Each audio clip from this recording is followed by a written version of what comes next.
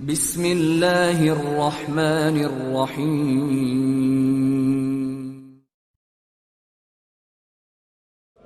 Ainama takunu, dimanapun kamu berada, yudrikumul maut, kematian akan mendatangi kamu.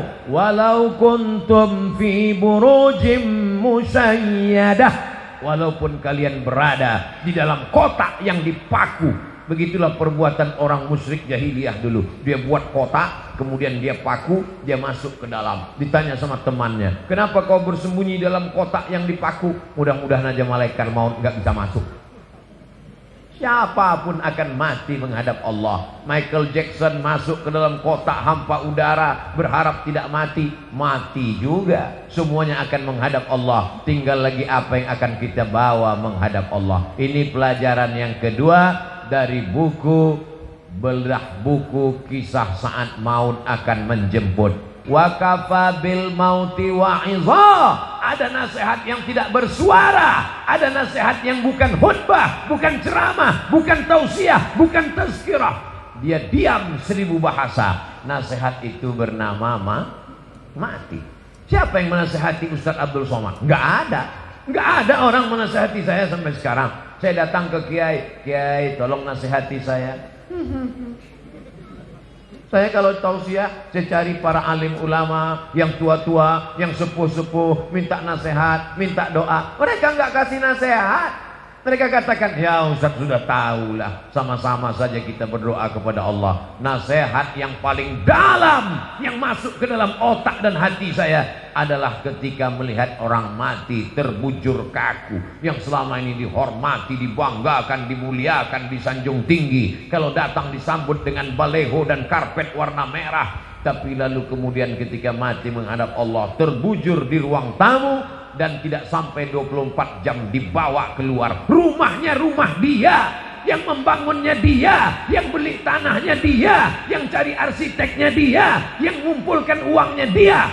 Tapi kalau sudah meninggal dunia, sejengkal pun di rumah itu tidak ada yang bersedia menampung dia. Tempatnya tetap di TPU, tempat taman pemakaman umum. Ada rumah yang dibangun, ada rumah yang dikendalikan, ada rumah yang diatur. Sekian tahun nabung untuk buat rumah. Rumahmu berapa harganya? 3M. Wow, hebat sekali 3M, 3 kali minjam. Ada rumah yang tidak pernah kita lihat, rumah yang tidak pernah kita jenguk, rumah yang tidak pernah kita pedulikan, tapi kita akan tinggal di sana. Lebih lama di rumah kita atau di taman pemakaman umum? Saya tanya sekali lagi, lebih lama tinggal di rumah yang kita bangun atau lebih lama di kuburan? Lebih lama di kuburan. Di rumah kita paling kita tempati. Ada orang menempati rumahnya sampai 100 tahun? Enggak ada. Paling kita tempati rumah kita itu paling lama 50 tahun. Itu pun kalau umur kita 75 tahun. Umur 25 bangun rumah atau mewarisi rumah bapaknya. Kita cerita bukan rumah bapak kita, bukan rumah kakek kita, rumah kita tempati cuma 50 tahun. Setelah itu kita masuk liang lahat. Yang meninggal tahun 1945 saat ditembak oleh Belanda, sampai sekarang berarti dia sudah dikubur berapa tahun? Maka sampai masanya nanti hari kiamat, ada yang di liang lahat sampai 100 tahun, ada yang sampai 1000 tahun lamanya. Apa yang sudah kau persiapkan? Amal jariah. Yatsba'ul mayyita salatun, yang mengiringi mayat sampai ke liang lahat ada 3. Ahluhu, istrinya ikut mengiring, anaknya datang, jamaah semua datang, tapi cuman sampai ke pintu liang lahat. Setelah itu mereka masukkan ke dalam. Setelah itu mereka kemudian naik ke atas. Mereka ambil pacul, cangkol dan skop. Mereka katakan, mari kita timbun, kita injak biar padat. Setelah itu ditancapkan kayu nisan. Setelah itu mereka pun berdoa. Setelah itu mereka pun pulang ke rumah. Anaknya nangis pada hari yang pertama. Hari kedua dia mulai tersenyum. Kirim rek spasi lucu, kirim ke 9090. Tapi kalau anakmu soleh, dia akan bangun di tengah malam. Rabbighfirli wa liwalidayya warhamhuma kama rabbayani shaghira. Gimana anak ibu? Ingat dengan suami ibu? ingat dengan ayahnya. Alhamdulillah Pak Ustaz. Malam-malam saya bangun jam 2, saya dengar di samping kamar ada baca Yasin. Yasin wal Qur'anil Hakim innaka laminal mursalin ala siratim mustaqim tanzilal azizir rahim. Lalu saya pun bangun Pak Ustadz, senangnya hati saya, anak saya baca Quran untuk ayahnya. Begitu saya buka pintu kamar, ternyata TV belum mati Pak Ustadz. Mudah-mudahan anak kita termasuk yang tetap kirim Yasin untuk kita tiap malam. Kita pesankan ke mereka supaya tahajud, berzikir, berdoa. Ya Allah, sampaikanlah pahala tahlilku. La ilaha illallah tahlil, subhanallah tasbih, tahmid, alhamdulillah, takbir, Allahu akbar, salawat. Lalu kemudian dia bawa anak istrinya baca Quran. Wa idza khatimul Qur'ana, kalau dikhatamkan mereka Quran 30 juz, fahuwa hasanun, sepaling bagusnya sekhatam Al-Quran 30 juz. Kalau tidak sanggup khatam Quran, likulli syai'in qalbun, segala sesuatu punya hati. Wa qalbul Quran, hatinya Al-Quran adalah Yasin. Dan kalau tidak sanggup baca Yasin, Ummul Quran Al-Fatihah, level paling tinggi sekhatam. Tak sanggup sekhatam Yasin, tak sanggup Yasin, Ummul Quran. Itulah tadi yang Pak Bupati mengajak kita, mari kita bacakan suratul Fatihah. Fatihah pun tidak mau. Innalillahi wa inna ilaihi raji'un. Apa yang kau balaskan untuk ayahmu? Berapa kali dia tidak jadi ganti baju hari raya demi uang sekolahmu? Sekolahmu memang online, tapi bayarannya offline. Berapa kali ibumu tidak jadi hari raya buat kue demi untuk sekolahmu, demi untuk air susumu, demi untuk makan minummu. Meregang nyawa dia melahirkan. Andai kau gendong dia dari Bekasi ke kota Makkah, tawaf 7 putaran, sa'i Safa dan Marwah, wukuf di padang Arafah, melontar jumrah, belum tentu dapat menebus sekali teriakannya saat melahirkanmu. Betul Ibu? Ternyata ibu tidak ada yang teriak waktu melahirkan. Kenapa? Dia pingsan di operasi. Lahir. Ustadz, walaupun operasi sesar itu sakit loh Ustadz. Ustadz kan nggak pernah merasakannya, karena rasaku bukan rasamu Ustadz. Kita tidak pernah tahu bagaimana perasaan mereka perempuan. Ketika hormonnya berlebih di awal kehamilan, dia muntah-muntah. Respon hidungnya sangat tajam. Suami yang dulu kata dia buah hati belayan jiwa, cintaku setengah napasku pergi, baunya minta ampun. Lalu kemudian yang awalnya rahim itu kecil, lalu mulai membesar, sebulan, 2 bulan, 3 bulan. Akhirnya ususnya menjadi kecil, makannya susah, nafasnya terhalang. Lalu kemudian tulang belakangnya mulai melengkung. Lalu ketika melahirkan anak, seperti patah-patah tulang rusuknya. Itulah ayat yang disebut dalam Al-Quran, wahnan ala wahnin, lemah di atas lemah. Tak ada yang bisa membalas kelemahan-kelemahan itu, dan tidak ada yang sanggup membahasnya. Kalau saya bahas bagaimana lemahnya perempuan saat mengandung, perempuan itu mengandung lemah di atas lemah. Kata ibu-ibu, alah Ustadz kayak pernah aja. Maka kita balaskan. Yang ibunya masih hidup, mudah-mudahan masih sempat berbakti kepada orang tua.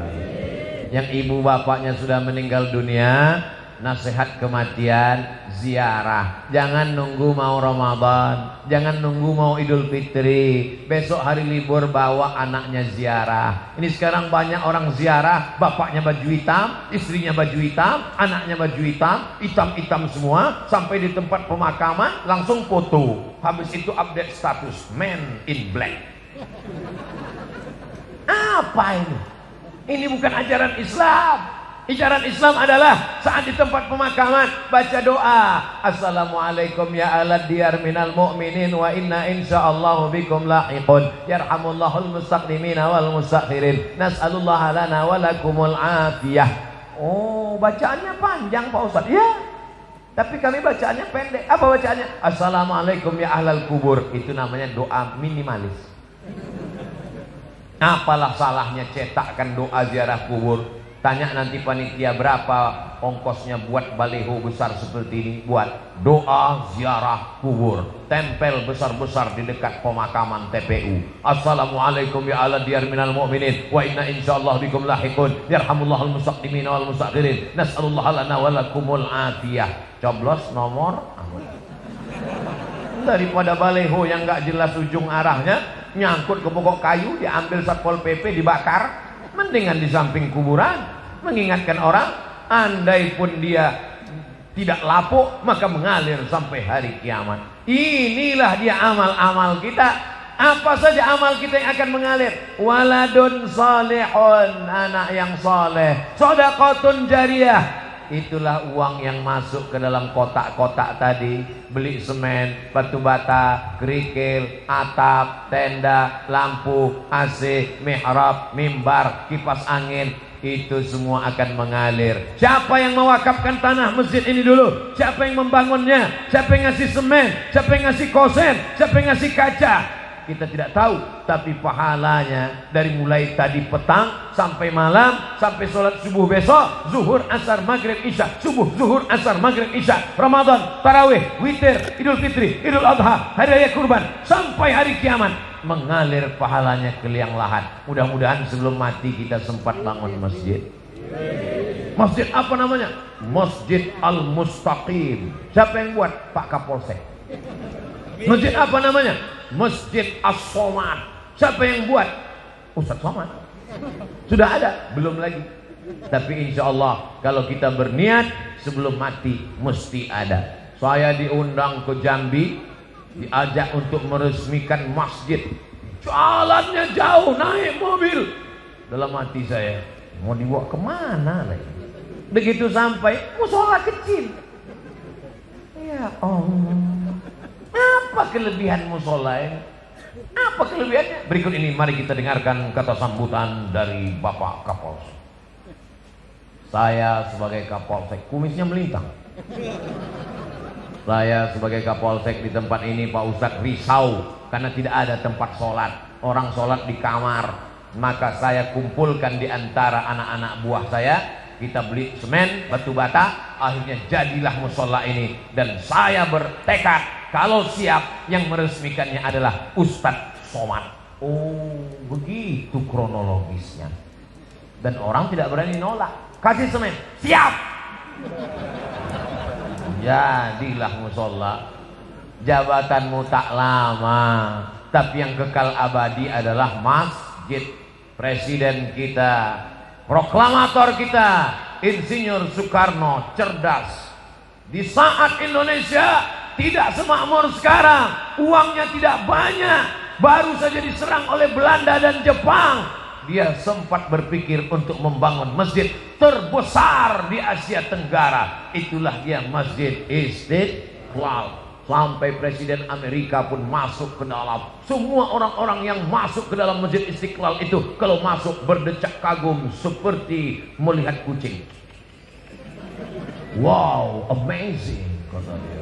Apa amazingnya? Tiangnya banyak sekali. Luar biasa. Sampai sekarang mengalir pahalanya sampai hari kiamat. Berganti lagi zaman. Akhirnya setiap kabupaten, setiap kota di Indonesia ada masjid, punya ciri khas, punya ciri khas. Apa dia? Bangunannya tidak pakai kubah, tapi pakai atap seperti masjid Kerajaan Islam Demak, bangunan Wali Songo. Dan itulah dia sampai sekarang disebut dengan Masjid Muslim Pancasila. Sampai hari kiamat akan mengalir pahalanya. Maka kita pun berpikir, jangan mati sebelum bangun masjid. Saya nggak bisa bangun masjid, Pak Ustadz. Bangun musola, nggak apa-apa. Surau, Pak Ustadz, oke. Langgar, Pak Ustadz, nggak apa-apa. Orang Jawa dilanggar nggak mati, karena dia berzikir di dalam langgar, dalam surau. Hanya saja surau, langgar, dan musola tetap di dalamnya usolli sunnatan tahiyatal masjid, karena di sana ada sholat 5 waktu, subuh, zuhur, asar, maghrib, isya. Bedanya cuman nggak ada sholat Jumat. Di masjid kita ini ada, ini surau apa langgar apa musola? Ini masjid. Dari mana Ustaz tahu masjid? Ada mimbarnya, ada sholat Jumat. Di tempat kami ada mimbar Pak Ustaz, tapi nggak ada sholat Jumatnya. Berarti itu mimbar dangdut. mimbar tempat khotib, naik ke atas menyampaikan khutbah. Usikum wa nafsi bitaqwallah. Aku pesankan kepada kamu, takutlah kepada Allah. Laki-laki yang gagah perkasa, sehat, tidak musafir, tidak sakit, maka dia mesti mendengar wasiat takwa yang disampaikan dari mimbar. Kenapa tablik akbar kita tidak dibuat di dalam masjid? Barulah sadar, karena kalau dibuat dalam masjid tidak muat. Ini masjid nampaknya kekurangan, bukan kekurangan jamaah. Banyak sekarang masjid kekurangan jamaah, tapi di Bekasi masjid kekurangan tempat. Insya Allah panjang umur sehat badan, masjid ini semakin besar insya Allah. Amin. Kalau mau tahu berhasilnya tablik akbar malam ini, lihat subuh besok. Kalau subuh besok sopnya bertambah, berhasil. Tapi kalau cuman pemain inti yang azan tetap itu, as-salatu khairum minan naum, hancurlah kita. Tapi begitu besok as-salatu khairum minan naumnya luar biasa. As-salatu khairum minan naum. Semua anak-anak bang, datang dia ke masjid semua. Alhamdulillah Pak Ustadz, sejak Ustadz Somad tausiah kemarin, anak saya rajin sholat duha Pak Ustadz. Cuman ada yang mengganggu pikiran saya. Kenapa Bu? Doanya pakai kunut. Itu namanya subuh kesiangan Bu. Pas ditanya sama ibunya, kenapa kamu sholat subuhnya jam 8? Masih syukur aku sholat subuh, kawanku gak sholat sama sekali. Ini logika terbalik, otaknya sungsang. Kalau mau lihat dunia, boleh lihat ke bawah. Tapi kalau untuk akhirat, lihatlah orang yang istiqomah ke masjid subuh, zuhur, asar, maghrib, isya. Masjid, masjid, ke masjid. Lihat tuh anak muda, ke masjid terus. Tertulis di bajunya, biker subuhan. Zuhur hilang. Sedangkan subuh yang berat lawan ngantuk aja dia datang. Sedangkan subuh yang matanya lelap tidur pulas mengigau tetap dia lawan datang ke masjid. Apalagi zuhur asar yang melek. Sedangkan zuhur subuh saja siap dia jadi imam, padahal suaranya jelas. Bismillahirrahmanirrahim. Alhamdulillahi rabbil alamin. Apalagi kalau cuman nggak bersuara. Allahu akbar. Memang berawal kalau mau jadi imam, imam zuhur dan imam asar. Anak-anak muda. Nanti kalau ditanya, datang anak gadis, anak-anak cewek bilang, bang, aku siap jadi, aku ingin mencari imam, aku siap, tapi zuhur dan asar ya. Maka kalian pun mesti pintar-pintar. Kalau mau tulis update status besok, aku mau cari imam maghrib, subuh dan isya. Yang zuhur ngantri dulu. Berawal dari keterpaksaan, berubah menjadi kebutuhan, akhirnya kebiasaan. Allah bisa karena biasa. Tadi tausiah saya mulai jam 9 kurang 10, sekarang jam 10 kurang 10. 60 menit kita bersama, sesuai tertulis di botol minuman santri. Oh, botolnya kecil, 330, berarti udah lewat, mestinya setengah jam tadi. Tapi orang Bekasi ini cerdas. Dia buat sesuatu yang berkesan. Dia kasih susu. Masya Allah, tabarakallah. Ustadz gak boleh minum air manis karena suaranya menggelegar, tenggorokannya panas. Dikasih air manis yang panas, suaranya hilang, pita lehernya rusak. Nanti umurnya sekian ceramahnya, apa kabar? Serba salah. Nanti dikasih air putih, katanya panitianya nggak respon. Dikasih air susu, air teh, katanya wah susah sekali Ustadz Abdul Somad ini. Enggak, Ustadz Somad tidak pernah mempersulit, mempersusah orang. Kalau bisa dipermudah, kenapa dipersulit? Yassiru, mudahkan urusan orang. Ngundang Ustadz Abdul Somad nggak perlu pakai proposal. Ngundang Ustadz Abdul Somad katanya sulit, mesti kirim DP, mesti pakai pesawat kelas eksekutif, mesti dijemput dengan private jet, mesti dijemput. Hoax, bohong, penipu. Ustaz berapa kali datang ke Jakarta dalam setahun? Jabodetabek, Jakarta, Depok, Bogor, Bekasi. Setahun datang 3 kali. Berarti 4 bulan sekali. Selama 4 bulan datang 3 hari. Tausiahnya 1 hari 3 kali. Jumat, Sabtu, Ahad. Jumat 3 kali. Pagi, siang, malam. Sabtu 3 kali. Pagi, siang, malam. Ahad 2 kali. Pagi, siang, besok pulang. 3 kali, seperti makan obat. Bapak Ibu yang dimuliakan Allah Subhanahu wa taala, kebersamaan kita malam ini di halaman masjid mudah-mudahan membawa kita istiqomah, anak-anak kita menjadi anak para penghafal Quran. Apa yang disampaikan Ustaz Abdul Somad waktu di Bekasi, silaturahim. Yang kedua, ingat mati. Yang ketiga, bagaimana menyelesaikan masalah di negeri kita ini.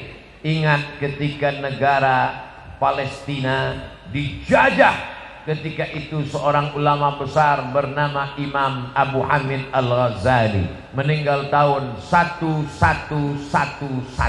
Mudah ingatnya, 1111. Banyak orang mengkritik Imam Ghazali. Kenapa dia tidak ikut berperang melawan tentara yang menjajah Palestina? Imam Al-Ghazali menulis kitab Ihya Ulumuddin. Palestina dibebaskan oleh Salahuddin Al-Ayyubi. Salahuddin, orang barat susah menyebut Salahuddin, menyebutnya Sultan Saladin. Salahuddin Al-Ayyubi. Kapan Salahuddin Al-Ayyubi lahir? 1138. Ingat itu. Ternyata doa dari seorang ulama yang mustajab wali Allah melahirkan seorang pemimpin yang luar biasa. Urus saja salatmu, urus zikirmu, urus makanan halalmu, anak-anakmu ini akan menjadikan negeri ini baldatun thayyibatun wa rabbun ghafur. Kalau engkau sibuk komen dengan medsos, kau akan kalah dengan buzzer, karena mereka punya akun banyak luar biasa. Jadi kami nanti kalau Ustaz Somad dicaci maki gimana? Kalau kau sanggup balas, berikan klarifikasi. Kalau kau tak sanggup balas, doakan kepada Allah. Allahumma hdi qaumi fa innahum la ya'lamun. Tapi kami enggak tahan Pak Ustaz, emosi kami Pak Ustaz. Kalau enggak tahan, enggak usah main handphone. Daripada jantung koroner enggak mati, cuma setengah mati.